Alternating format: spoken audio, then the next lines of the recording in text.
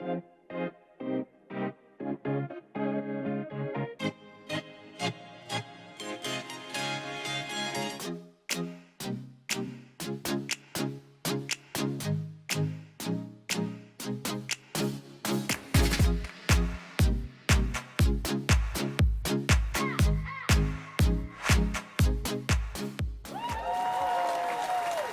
everybody, welcome to Lunch with Stormy. Thanks for being here. Today's guest is absolutely fabulous. Her name is Nancy Davis, and if you don't know her, she's a philanthropist, activist, designer, and mom who believes simply in spreading happiness. She's devoted her entire life, it seems, to inspiring hope, at least for the last 30 years that I know of. And she's going to give us the inside dish today about Race to Erase MS, which is an organization that she founded in 1993. And it raises funds for the most cutting edge, aggressive, and promising research in the effort to find a cure for MS. She'll share about her inspiration for launching Cure Addiction, Cure Addiction Now, actually, and the nonprofit that she founded to revolutionize the system of how substance use disorders are treated both physically and emotionally. And we can talk about that. I have a personal experience within my family with that. And she has an amazing zest for life. She has an impact on every community that she touches. And I am really honored that Nancy Davis is joining us for lunch today. So thank you. Thank you so much for having me. Yeah, it's I actually got to attend. So those that don't know, look up Race to Erase MS because we'll talk about the amount of money they've raised and how long it's been going on and some of the options that weren't available for treatments that are available now, much due to Nancy's work. And I had in 2019, like the Hammond, Indiana girl, that's where I'm from, the dream of going to one of these events in Hollywood. And it was the most glamour-filled event that I ever went to, but the theme and the reason everyone was there was never lost amongst the glitter. And just an amazing group of people that come together for this. So 28 years ago, Nancy, you were diagnosed with MS. Is that right on the timing? Yeah, 29 years ago, I was minding my own business, going through my life, and had a ski accident and woke up several weeks later and started losing the feeling in various parts of my body and was eventually diagnosed with multiple sclerosis, which was quite terrifying. I was 33, a young mom, and it's sort of hitting my stride in life, and I could not imagine that I would have this disease, which at that time they told me I would never walk again, and life as I knew it was over. I had three sons, and nothing was more important to me than being there full time to take care of my children. All of a sudden, they're saying, "Well, your children will be able to push you around in a wheelchair, and the most you're going to be able to look forward to in your life is operating a remote control on your TV set."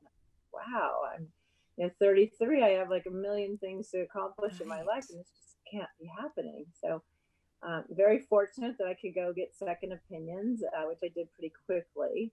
I was praying to God that somebody would tell me I didn't have MS, but along the way, I listened to the different doctors I went to, and they were all pretty negative, but they're all doing the same exact research as each other, which was kind of ridiculous at the time. And I thought, here's where I think I can make a difference if I could put the best and the brightest to work together as a team. If we could figure a way to fund them, have these events and fund these doctors and have them never duplicate research, to constantly communicate research. Maybe we will find some medications and things that will help us. Because at that time they told me, just go home and go to bed, and there's nothing you can do. Your life It's is terrible. completely dysfunctional. So today, thank God, we've had these events. We just had our 28th annual Race to Erase MS. We did it at the Rose Bowl, which was pretty exciting amidst the pandemic, and we had Earth, Wind, and Fire perform, I which love was that. they're so incredible. And my friend Saida Garrett was there again. She's just amazing. She also has multiple sclerosis. She is amazing. She's Saida Garrett with Saida, Michael Jackson many years ago. She wrote the song "Man in the Mirror." my She favorite. co-wrote it with somebody. She sang it and went on tour with Michael for many years and wrote many other incredibly beautiful songs. And she's written a beautiful song for MS as well. So she's quite a hero to me, and that song is just such a beautiful song. She actually my son unfortunately passed away a year and 4 months ago, and she actually sang that song at his funeral as well. How I just thought it was beautiful. an appropriate song to sing. But she's a very good friend. She sang this year. We had at our event, we had it on June the 4th, and it was before everything opened up on June 15th in California, but people could come in their cars, and actually it was nicer. There's a little more freedom getting out of your car, but if you wanted to stay in your car, you could. We had a wonderful fashion show with Alice and Olivia, which was so beautiful. And one of my daughters modeled in it, Isabella. She's gorgeous. She really is. I saw her at the past event. She's definitely a model. So, and she's a big helper on all my charities, as is my other daughter, Marielle. I have twin daughters, so they love to get involved, which is amazing. I love that more than anything. And so we had this great fashion show, and then we had Earth, Wind, and Fire did their first concert that they've done in a year and 4 months as well. So that Wow. was exciting. They did a full hour. Everybody just finally, kind of broke out, got up and danced, and just did their thing. I think it was a great celebration of getting to live life again, which we've all, kind of during the pandemic, we haven't been able to live our lives. But more importantly, we raised the amount of money that we need to raise to fund our doctors, and in this tough environment with the pandemic and people doing virtual events, which we never did a virtual, just It was solely so virtual. hard. It was so hard for everyone to get your head around. And then, even as a participant of an event, to be like, okay, I settle down, I do this. It was a weird year. No, it's really, really hard. Even last year in September, we did do our event. We postponed it a couple months, but we did do it at the Rose Bowl. So this was our second year at the Rose Bowl. Last year we had Andy Grammer at the Rose Bowl and Saida Garrett, Zor. And Always. we had Eric Benet as well last year. And it was much more, you had to stay in your car because there was, it was a lot more fear of the coronavirus, but we still did well, and we were able to raise enough money to keep the funding going for our doctors, which is so incredible. We fund 7 doctors around the country, and it's really important that we don't stop our funding train. And so that's why it was important that we do a live event. We had a virtual aspect to it, but was basically a live event both years. So we got through this, and we're hoping next year that things will be great, and we'll be doing our event at the Fairmont Hotel in Los Ooh, Angeles, Tree Plaza. We got the grand tour of it the other day. It's so beautiful, you can't imagine, and we that will be another celebration, going back into having a beautiful, gorgeous new ballroom, and being able to do tour I and have I can't wait. I'm coming to the next more event. people. I'm coming to all the Yeah, you have events. to come. So we're already planning, because you have to plan these things a year in advance. You have to keep going. So we're working on the entertainment. We have the venue and all of that. And it's May 13th next year, 2022. That's so exciting. And the point to really make again is, in those 28 years, you've raised $51 million or more to fund these 7 doctors. And 28 years ago, I don't know if there was any MS medicine, but now there's at least a handful of medicines that seem Right. to. I was first diagnosed, there was zero medicines and there was zero hope. And, I was told I should just, my life was, going to be staying in bed. And I was lucky that people could bring me food in my room. Today, we just got FDA approval on our 22nd drug for MS, which is pretty darn amazing. I can't take credit for all 22 of those, but 18 of those drugs we did the pilot studies for. So we've had a lot to do with the beginning part of it. And then they get to a certain point, and then a drug company develops the rest of them. But if we didn't start and do what we do, I don't know where we would be today. I don't believe we would be very far. So because of the monies that we raise every year, we're able to fund very unique, different ideas. Some ideas people think sound really horrible at the time. They're different, but we're so lucky that we get to think outside of the box and fund these these studies that people think are a bit questionable. And the worst ideas have always ended up being the best diseases, the best drugs that have helped the most people. So we're kind of excited to always be able to think outside of the box. Every year we fund young investigators. We try to bring young doctors into the fray for what we do, and we want to give the young doctors the ability, when they're first graduating, and they've been working their whole life developing these amazing studies for MS, to give them that ability to sort of set the world on fire and be able to do their studies. So we really have this great Young Investigators Award that we do every year, and we're doing that again this year, and we're so excited with the monies we raised. And The younger doctor works with sort of the older, more learned doctor as well, and that's it's a wonderful chemistry together because they a lot of self, admiration for each other, mutual admiration for each other, and it's a wonderful thing that the chemistry that happens, and it's really led us to where we are today. And It's I mean, wonderful that you've created this because the way that your money is allocated to make sure you have the continuum of knowledge and doctors and constantly pushing it forward, super important. There's about, I think, is it 250,000 people in the United States that have been diagnosed with MS, which is a very hard diagnosis to give. It's right, hard for a doctor it's probably closer to 2 million people. in the We did, U.S.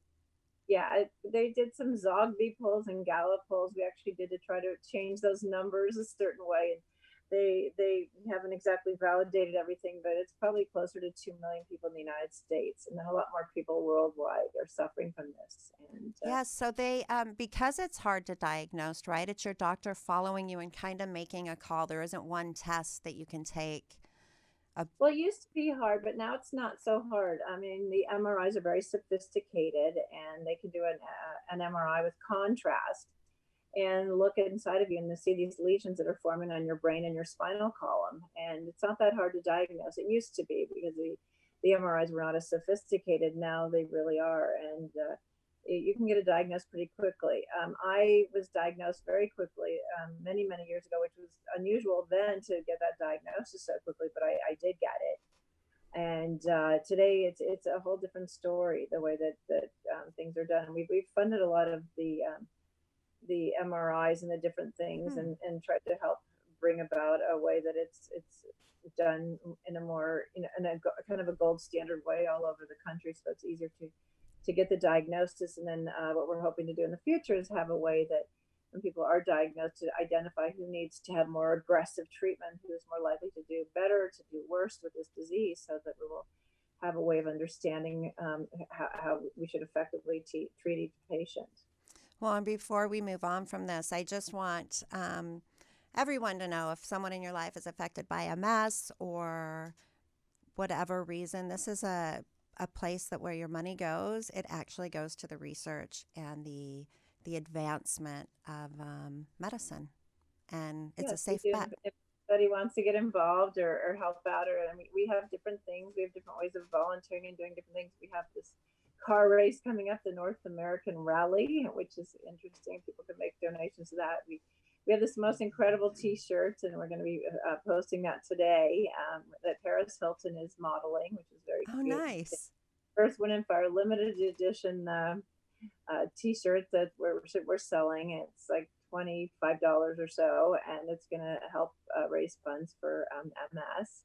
And where can And people find these things? they can go to Shop to Erase MS, or go to Race to Erase MS at racems.org. Any of those things, and they will be able to find any of those. That is fantastic. I want to talk about your jewelry now that has my favorite name, Peace and Love. Okay. And it's your jewelry line. Well, I think was going to ask you how you chose your theme. It's evident in everything you've said so far, but what made you settle on peace and love? Well, I right after 9/11, I was doing my charity event, and I was having a meeting with Tommy Hilfiger. And I've always been a big doodler my whole life. I always draw pictures with a big pen on paper, and it's just always been my thing. I've always loved this heart and peace sign. It's been my thing. And so we were talking about what to do after 9/11 and how to do something very poignant and very meaningful. And so I came up with the idea of peace and love to erase MS. So as a thank you to some of the celebrities and wonderful sponsors that particular year, I made my first pieces of jewelry, which were hearts with peace signs. And actually, I have one of the necklaces on today that Oh has a my heart and peace gosh. sign kind of I in the draw center. that too, just so you know. It's one You of the, do? yes. Okay, well, I've Yeah. been drawing this since I was a little girl. But anyway, I have a trademark on it, and actually have a pillow over here. You can I see see that. that. Yeah. And I guess I should do this. You can see the pillow there, peace and Yeah. love. I love it. Just, Yeah. Anyway, I've been doing that since like kind of like I was a little girl. But anyway, that became our thing. I got a trademark, and all of a sudden, like every celebrity and everybody was wearing my jewelry. We made a line, and Saks Fifth Avenue came to me and they wanted to debut my line, which was so amazing. So we started, Amazing. and then I went and I started having a line at QVC back in the day, and it did very well at QVC. We did a charity event with QVC for MS a long, long time ago called Cure by the Shore, and they weren't sure, how this would do on TV because they weren't sure what it was about. And I said, well, the theme behind peace and love is no matter where you live, whatever your religion, your politics, your beliefs, whatever it is, the one thing we aspire to universally all over the world, we all need to have peace and love in our life. That's it. Just it takes everything away. It's a universal language. It needs to speak to everybody. And wouldn't our world be a lot better if we could all just aspire to peace and love? Yes. And so I've taken that on as a symbol of something I find very important. And I know, so I've designed lots of pieces, and I have a new line coming up on Shop HQ, which used to be Evine. They changed the Yes, I name. love Evine. That's how I knew Bob. Right. So yeah, I did Evine for a long, long time and took a little break over the this crazy time lately. So I'm going back on soon with a line, and it's Peace and Love by Jewelry by Nancy Davis. And I don't know, I'm doing very great, affordable pieces. They're beautifully done. They're all real, of course, but they're not really expensive. So it's very affordable, beautiful jewelry. And I'm so excited. I'll be on back in August again. I'm going to buy one. Yes, absolutely. I probably have some of the pieces on now. I have, like, I don't know, different jewelry, different, Oh, they're I have, awesome. I have some watches that You are make the piece of, watches too? yeah, I Oh, make wow. watches that are, Oh my I don't know God, if I you, love that. yeah, I have watches, I have rings, I have necklaces. I Oh like my to have a necklace. gosh. I like your I style. I can't wait yeah, to. I was going to say the other project that you're on. So these are two big, Shop MS 28 years, your jewelry for almost 20. And most yeah. recently, through pain, losing your son Jason, you began another organization. I don't know if it's nonprofit or how you refer to it, but it's the Cure Addiction Now. The name speaks for itself. Right. So my son Jason had an addiction problem, and he struggled for a long, long time. But before he did pass away, but probably 2 years before, we started a charity called Cure Addiction Now. And the idea is there's so many things that people are doing, but nobody actually is really funding basic science research for addiction. For 20 years, nobody has come up with anything.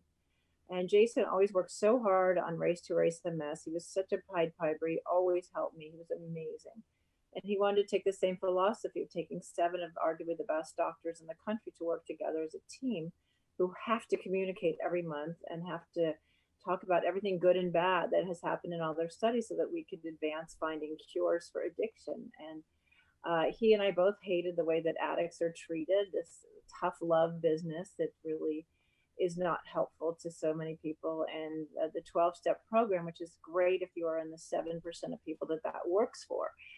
The other 93% of people that are addicts are having a heck of a time getting through this and failing miserably. And we simply have to come up with so many medications to deal with different symptoms and different types of addiction. And so Jason had badly wanted to do this, and we started it. And we actually got our 501c3 standing in November of 2019, which was about 4 months before he passed away. He was so excited.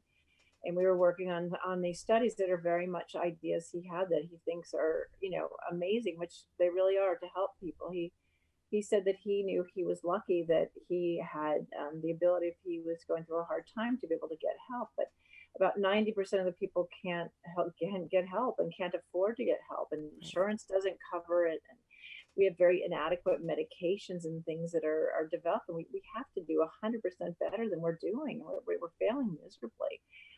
During the pandemic, all this got so much worse. My son died at the very beginning of the pandemic. He ended up having a double pulmonary embolism, which is a bit of a strange thing. And He's a he got a young blood, man, very young. yeah, 35. He got a blood clot in his leg, and it traveled to his lungs. And I was never more shocked and more devastated in my life. I loved this child more than life itself. He was my heart, my soul, my everything. He was so interesting, so talented, so much fun. There was nobody like Jason Davis. He was just something. However, he struggled with addiction. He really did, and he felt what can we do? How can we cure this problem? So came up with these ideas that we're working on a few things that are exciting. A vaccine, hopefully to give kids when they're born, to help stop Really? this whole thing. Uh, a medication we're funding right now that will help when people do detox, they still have this terrible craving. To understand how can we stop the craving in your brain? Can you take a medication every day, kind of like a vitamin that will help take the edge off that craving? That craving is very real. And we have to understand that people can't just always stop. We want them to stop, but it doesn't always work that way. We want to have tools that will help people. We're working on a kit that will help people that will cost between $100 and $200 that you'll be able to hopefully get at your local drugstore that will help you detox if you can't go to a rehab Oh facility my that will gosh, help. that's so brilliant. And depending on what your addiction is, there will probably be 4 or 5 different types. If you have an addiction to alcohol, methamphetamines, opiates, cocaine, it will be different for the different things. It will have an online component to it. And we're working very, very hard on this charity cure addiction now, in my son's honor, and that's all I really seem to care about right now. Is I this has to happen, this has to work, and it's going to. It's hard to start a brand new charity, during a pandemic and so forth, but we're doing it, and we are trying to raise money and do various things. And anybody who wants to help, oh my gosh, we need all the help in the world. And we've got brilliant doctors. We're going to have a meeting, a very important meeting coming up in August. I'm so excited about that. And we did start funding some of the things that we started, and it just has to happen because I see people dying every day. Like one person dies every 10 minutes of just an opiate overdose, not all the other things. Young kids, old people, everybody of every age, people are getting addicted, and not realizing that they're being given drugs. They have a knee surgery, a back surgery, That's heart exactly surgery. right. They're being overprescribed opiates, and they're getting addicted. And that's a problem too. Everybody hides this problem, and it's time to get this problem out of the closet and talk about the reality. Everybody knows an addict. Everybody loves an addict. And we have to stop treating addicts like they're social pariahs, and we got to take the shame away. And we've got to rip that band-aid off. And Well, that's right that's because we as a society provide those pills. So my son had a yes. Lortab addiction at a young age, 18 to 21. He comes to me and he says, "I'm doing Lortabs. I think I have an addiction." Great kid, living life. We put him in a program in Utah to detox, and then they put him on a drug that is now made and approved by the government in he doesn't have to get him off the street, or however he was feeding his addiction isn't even important. They've approved this for him. It's Suboxone, and he has now been on this for 10 years, which is 3 times Crazy. longer than he did Lortab, right? Young kid goes in, over 18 years old. We trusted them. He's now in a system where he has to go see a doctor every month to get the Suboxone, which if he doesn't take, his nerve endings for pain are so sensitive now that it's really painful for him. They increased his dose over the years until we educated ourselves. And now, with no help from anyone but a holistic clinic, helping him with sleep and other reasons, people also become an addict because there's something else going on. So it's a way to dull it or to navigate that for them better in the beginning.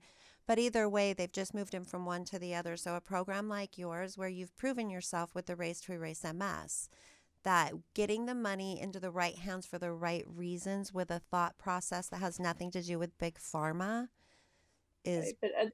But first of all, Suboxone is a drug that they give people when they are detoxing, and they're supposed to give it to you for about 2 weeks. They shouldn't have you on it permanently. I know there's some people that they've tried that out because they think that they will always relapse. But if he didn't have the chance to do that, and when he was young, that was a very big mistake to not try to honor him and to put him on an opiate and keep him on such a strong opiate for so long, it's very hard to get off of that. However, I'm sure he can, and there's different things being developed. But that's like, I mean, there's some people who abuse, synthetic, synthetic heroin, which is basically what Suboxone is. It's really terrible. So terrible.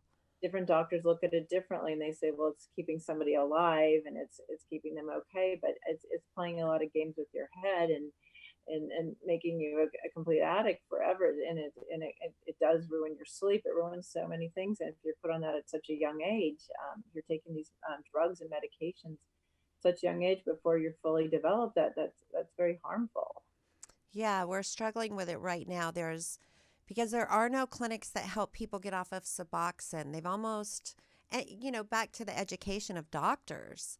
Like, I'm not sure. We went to a very legitimate place. It's a place people would go in a split second, and that was their Right. form of treatment. He never relapsed. He never had a chance. Yeah. Well, no, but they should have allowed him to detox and see how he did. I mean, if later on that was he kept relapsing, then maybe that would have been an appropriate thing to do. But it's obviously not fair to just put that on him, right away, because it's a problem now. And there are ways to get off of it, but it might be a very tough detox getting off of it if you've been on for that long and at the higher doses. If they talked about lowering the doses. No, they increased them. They kept increasing them because his anxiety, which was due to no sleep, which was this whole cycle that he was caught up in physically, they kept increasing him. And at one point when he told me this, because he's an adult at this point, and I said, why are they increasing you? This makes no sense. And we started studying what they had actually put him on. We went in blind thinking that the folks in the room were going to be the right ones to help us, and whatever they said would go. And that's a lesson for everyone. I would definitely question them, and I would definitely get some second opinions about what you can do. And I'm sure there's a lot of other places who have never done that, and I would ask them, the best way for him to get off of Suboxone and not be on anything, and unless there's a reason that he needs to be on it. It sounds a bit strange. I've heard of doctors doing that, but I think it's a very slippery slope to do that. I don't believe that that's a good idea. So I loved what you said about like the vaccine or a kit, because it is so expensive to send. Dylan went to a 7-day detox and it was very expensive. People can't afford that. So the kit yeah, in a box. so the idea of having this box, I mean, for the people who definitively want to get sober, we're developing something. We don't have it finished yet, but it would have an online component to it and would have certain things. I mean, one of the leading cause why when people detox, they die, and people don't ever want to talk about it. It's kind of this ugly truth, but they vomit. And when your body's sort of racked with, having convulsing and being so sick, when you have to vomit, you have to have a lot of strength to get up and go to the bathroom and put your head, sort of over the toilet. When you're just laying flat in the bed and you can't lift your head up, it's very simple that what happens is you vomit and you choke, or you aspirate on your own vomit, and you die. A lot of people who've died during detox, that's exactly what they die. So one of the obvious things going in there is a medicine that makes you not nauseous, which makes a lot of sense, obviously. Right. And that's one of the things we're doing. There's different medications for detoxing, and one of them was going to be Suboxone, but for fear of people, buying these kits to get addicted to Suboxone, that's another problem unto itself. Yep. So that's not going to be the medication that's going to go in there. There's going to be something else, and it varies between your addiction, what the thing is that you'll be on. So we're working on that, and it was Jason's big dream that we have this. And another thing is, if you look at all the homeless population, especially here in Los Angeles and different places, there's so many people that are homeless. They don't want to be homeless, Right. but we're not looking at the big picture that most of them have an addiction or mental illness or both. And it's important to address that issue of how do we get these people sober, and how do we get them to start participating in life. They don't want to live like that, and just putting them in a new place to live isn't solving the big problem. We have a huge problem. And excluding them, acting as if they're bad people because they have an addiction, or that they, Right, right. They're not can't bad service people. society. They have a bad disease. They're not bad people. And they might act out a certain way because people treat them a certain way. And they have to do certain things in order to survive and to live every day. And we're not looking at the big picture. And the big picture is we need to figure out a way to detox all these people and then have meetings and have ways for them to start living a productive life. But if you live day to day and you don't have the money, and they obviously do not have the money, it's a fortune to get sober. It costs an arm and a Right. leg. And even if you have insurance, which they don't have, it still won't cover it. And we keep thinking our insurance companies are covering this. It's not. It covers every other disease, but it does not cover addiction. It does not help you if you're an addict. For some reason, when you have an addict, nobody wants to call it a real disease. It is a real disease. It is the deadliest of diseases, one of the worst diseases in our country. And we don't want to identify it as a disease. Of course, 100% it's a disease. And no, people don't choose to be an addict. It's not their fault. They are because of something inside of them genetically that happens. You've got to honor that and say, okay, you have this disease, and we have to love you. We have to help you. We have to find ways to get you through it. We have to find bona fide people to work at treatment centers that are not only people who are still using drugs that are running these Right. treatment centers, because that's a lot of times what you get. You have to have a standard of care when you have a treatment center, that it needs to be run by people who are legitimate. And it's only fair that everybody gets the best care they can. Well, and I get upset, in my son's case where the addiction was started with like some arthritis in his neck from a sports injury, and then he was able to go from doctor to doctor at the time and get pain pills. So his illness, I think they won't acknowledge it, they being our whoever they are, they start it. They've created medicines that start the addictions, and then they drop the ball. Our pharmaceutical companies or whomever drop the ball to get us through that. They're like, here's your pills to get through the pain. Okay, well, my second hurdle is going to be to get over using the pills every day. And Right. I feel like they leave us hanging. They leave many people hanging there. It's important to be on top of things, and as you as a parent, you as a person, as a patient, whatever, it's really important to empower yourself when you're given any medication, to look at the bottle, to look it up online, and to see what can happen. If I take this for this many days, can I become an addict? Yes, you can. If you take any of these opiates over a certain period of time, you will become an addict, no matter what. Even if you don't have that propensity to being that person, yes, you can. And Right. it's your job, no matter what medication, an antibiotic, an anti-inflammatory, whatever, you need to read the bottle and see what it says, and how does it interact with other things that you're taking. You have to People have to stop making excuses also, and blaming everybody as well, and you have to own it. That's right. That is It's exactly not, right. it's not fair. I know that my husband had gone in and had hip surgery, hip replacement surgery, and when he left the hospital, he was given 100 oxycontins.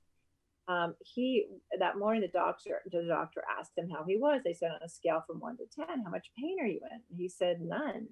They said, oh my God, that's impossible. You got to stay ahead of the pain. And in his kit that he brought home with, he had anti-inflammatories and antibiotics and anti-bruising things. There was 100 oxycontins. Now, if he'd been a good patient, quote unquote, and taken all of his medicines, he would definitively become an addict. However, we know better, and we looked at it, and having a bottle with 100 oxycontins is a horrible thing to give somebody. Even if you don't take it yourself, somebody else in your home might That's get right. You could be having a dinner party, or you could have kids in your home, and someone could go find that bottle. If someone's an addict, they find that bottle. You can't keep that just sitting around in your home. It's more than anything, we all have to be smart for ourselves. And we have to, before we put anything in our mouth or our loved ones when they're not in a good place, we have to read, we have to look, we have to understand, we have to digest, and we have to make really good choices. And you can't blame anybody but yourself. You just have to empower yourself to say, you can't always be a victim. You have to say, this is not okay. And when somebody's not, doing the right thing for you or your loved one, you have to say something. And if you don't like what's going on, there's a reason why that red flag's going off in your head. And you can't just always look the other way. And when you look the other way, it always costs you. You live your life that way, though. You have this real strength of character where, throughout, even what we've talked about today, your two organizations, they're punches back. Like you get punched and you're up and you're like, I'm going to come and take that on even more versus be like, oh, I got punched and that hurt. And living in the hurt, you push through it and create No, no. amazing. I mean, I've gotten punched definitely, and it definitely hurts. We all get punched and it hurts, but we need to be smart and we need to learn from those red flags that keep going up in our lives. How do we do better and how do we make things better? How do we be honest with ourselves and how do we make it better with if it's an MS medicine you're taking, if it does work, if it doesn't work, you have to know if you're given a painkiller and it's wrong for you, or if it's given for too many days, you have to know. And you just have to be very acutely aware because it's your life and it's nobody else's life. And you have to do that. You have to, I always feel like the squeaky wheel gets greased, even when you go to a doctor or anything. The more empowered you are, the more questions you ask when you go there, uh, the more attention somebody pays back to you. If you don't ask questions, but sometimes people get incredibly intimidated when they go to a doctor. This is what happens. You don't care, or you feel scared. You put on this little flimsy gown, and you feel like, oh my god, I Right. feel so vulnerable. It's a really great idea when you are going to the doctor or talking to the doctor on the phone or even on a Zoom call, which seems to be lately. Make a list. Always make a list. Get everything written down because you will always forget something if you don't make a list. You should always empower yourself with every question and think about it and deliberately ask these questions and put yourself in a place where you know you're going to get all the information you really want to. So you don't have to try to call back and you can't get a hold of the doctor. You can't make the appointment. You need to like own it. Do you, so before you were diagnosed, what path, because you're so, what you just said about the true authority in the room when you're in the room with the doctor is yourself. Like you're the authority on your health and you're going to be the driver of that. The doctor can assist you. And you're Right. so great. What? Wrote a book. I wrote a book about it called Lean on Me, which was out a while ago, but it was really how to make the best out of your health care because no matter what, you or your loved one at some point will go through an illness and not know how to empower yourself, knowing what to do with it. So I'd written this book a while ago, and it's just something to live by and to understand. And we all get scared. We're terrified when we get a diagnosis. It has a label that labels who you are in your life and this new journey you're on. But it's really important, as scary as that might be, to read as much as you can, ask the most questions you can, and get the best information. And second opinions are really important. And What do you think you would have been doing had you not been diagnosed? Like what were your dreams in life? What would your career or your days have been? well, at the time, I thought I was going to be a lawyer, and that sort of You fell would by have the been such wayside. a good lawyer. And I had two more kids, so I have had five kids. I now have four kids because unfortunately my You still little got bit. him. Yeah, I do. I think about him and talk to him every day and I pray and love that you share so openly on social media about your experience and journey. I think we talked when we spoke earlier. I lost a sister, and the strength that my mom had, I don't know, it changed me, of course, to lose a sibling, but also to see my mother and that strength. So, so it's been so hard. I mean, when I got this news last February 16th, 2020, I don't know, my world just completely and utterly fell apart. And I think that my way of dealing with it is to try to keep him alive and do the things that were important to him. At my charity event last year, I honored him, and it was really important to honor him because it was something he took so much pride and always worked so hard for this charity. He was so worried about me having MS and would I be able to walk? Would I be able to be a mother? Would I feel okay? And it was so strange that here I was burying my son, and it was just so horrible. It was terrifying. And I've done things that honor him, and that's kind of the only way I can get through it. I didn't know how to deal with grief. It just hit me in the face so hard, and didn't know what to do. I'm writing a book right now, and it's based on a book that Jason actually, a screenplay that Jason had also written too. it's going to be a book on how to deal with grief. And I hope it will help lots of people. It's going to be called Just One More Day. Oh, that's beautiful. It gave me the chills. I think it's going to help people because I think that's what you do. I think Well, you, I'm trying. I'm learning as I go, and I've just felt like this is the hardest thing I've ever had to deal with. And I, when somebody is sick and dying, you have the chance to say goodbye and love them and be there. It's one kind of a death, and it's still horrible and painful. But when somebody's just snatched away, Jason had been sober for 9 months, which was a great thing for him, and life is so good. Life is in such a good place, but all of a sudden, he just died, and I don't know. You don't when you can't say goodbye, and the person's younger than you. A mother should never never. bury their child. That's got to be the worst thing ever. And then the aftermath and the feelings and the emotions and dealing with it. And how do you come to grips with this? And how do you live your life? And how are you okay? How are your other kids okay? How is your husband okay? How's your mom okay? It's really it's such a tough thing to deal with. Well, So I decided I'm writing a book, and I believe it might help a lot of other people. I know it will help a lot of other it people. will, So both of those things. The Cure Addiction Now, I think, is everyone really, when she said she needs help, that's real when you're starting something new like that. If you have right, contacts, if you have some idea, whatever, you want to get involved, it affects your family. It's a moment to do it where you know that the money is going to doctors that are researching something that's more long term, not a quick fix, but something right, sustainable, which is how you win the game. You're, right. what are your social handles before we end?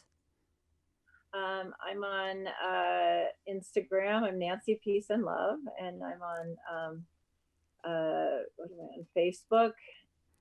I do Twitter, but not much. And you have the Race to Erase MS pages. Yeah, Erase MS, and we have a Peace and Love Jewelry by Nancy Davis also. So you should find her there and support her there. I think you are. So Nancy came from a great background. Her parents were very successful. Her father, I think, was in petroleum. But what's the most important thing is she had a wonderful platform and used it to make the world a better place.